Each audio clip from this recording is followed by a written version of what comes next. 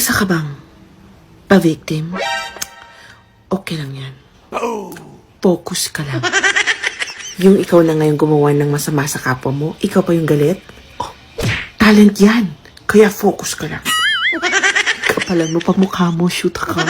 Ang mga 5 layers. Para intense. Pag pinost ka sa mga bagay na ginawa mo na di maganda sa kapwa mo, mag-post ka rin. Huwag kang makapatago. Kunwari, inapi ka rin. Pa-victim ka, remember? Dapat malinis ka. Yung hiyang-hiya sila sa'yo. Dahil grabe ang iyong kalinisan. Kumikinang. Magpaawa ka sa social media. Samahan mo pa ng, wala naman akong ginagawang masama. Diyos na ang bahala sa inyo. Para ka panipaniwala.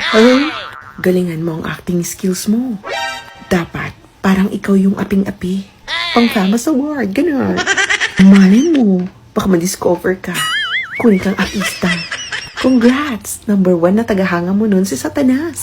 Papalakpakan ka ng iba't ibang klase ng demonyo. Kaya focus ka lang. Galingan mo pa, nyeta ka. Mag-video ka, mag-TikTok ka about kay Lord. Para kunwari kampi kayo. Diba? Mag-chat ka sa mga friends mo sa Facebook. Magkwento ka kahit hindi nila tinatanong.